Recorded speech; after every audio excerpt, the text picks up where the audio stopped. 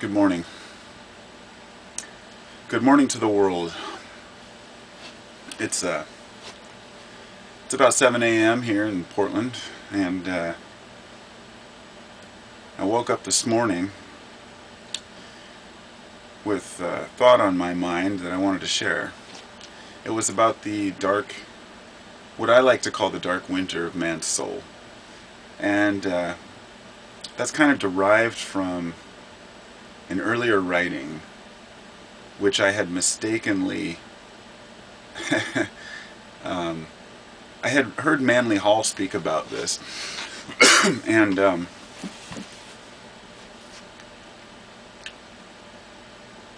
sometimes he would put it as the winter, sometimes it would be the dark night of man's soul.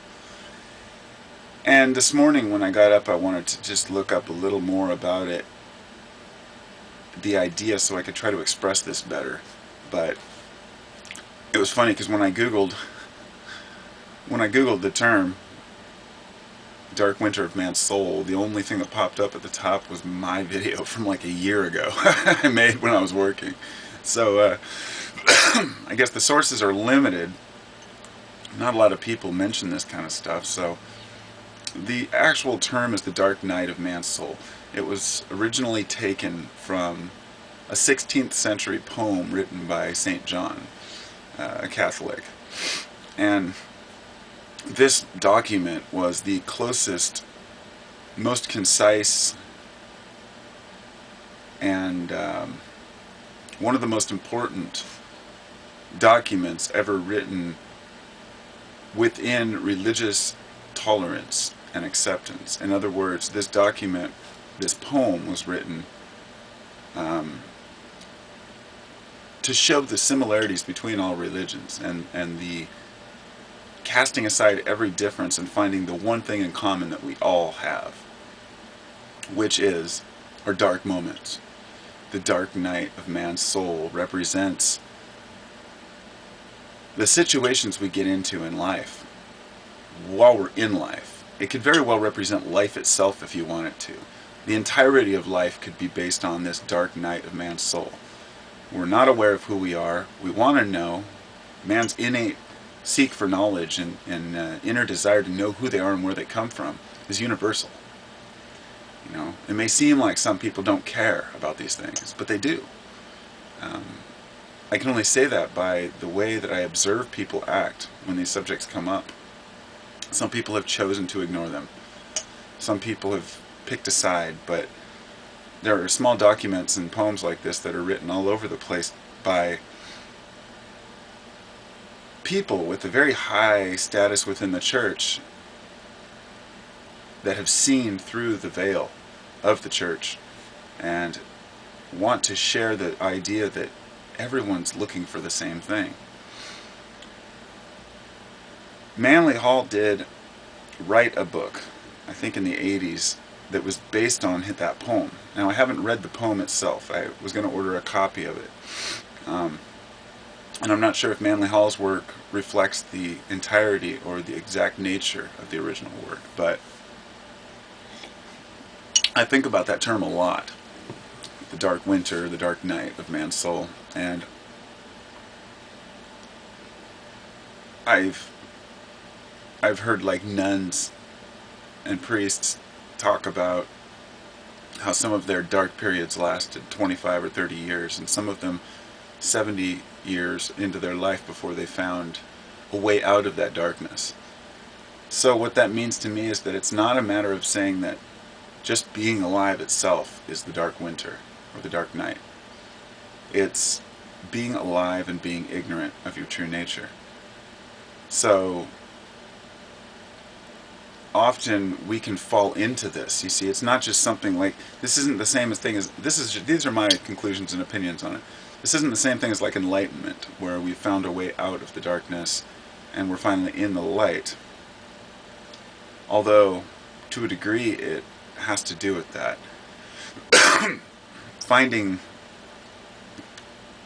your awareness doesn't mean that you'll continue to carry that awareness through life. In other words, some people have a really big breakthrough and realization in life, but then something happens that puts them to sleep.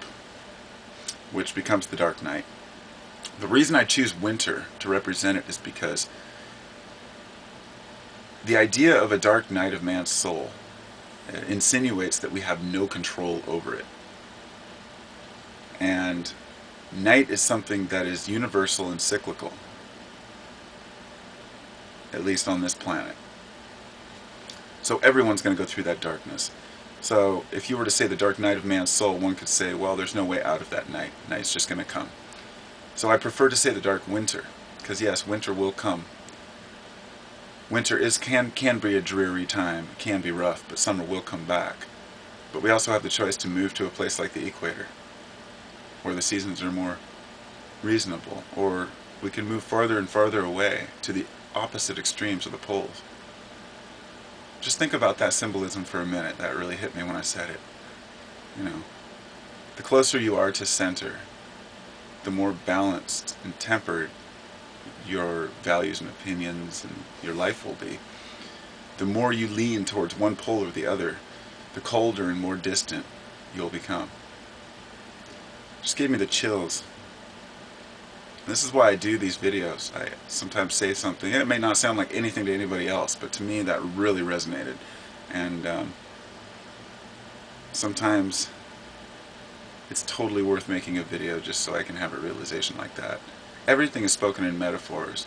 This is why I'm so fascinated with things like the Kybalion, because it's not trying to prove anything, or many of these ancient texts, and not ancient, but older texts, are merely trying to express something to us that we can't express to ourselves. Putting a metaphoric nature on all of the ailments of mankind. That we all suffer.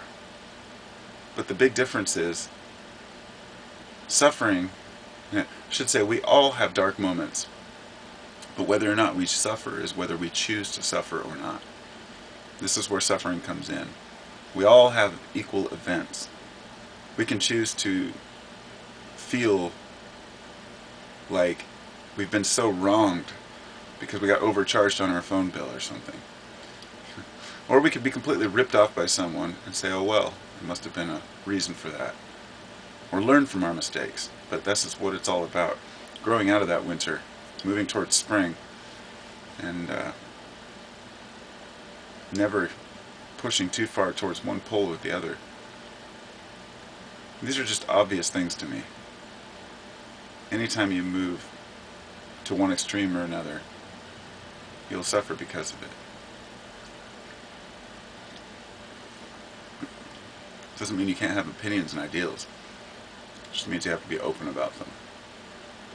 So that's my opinion. And maybe we can all pull out of the dark winter together.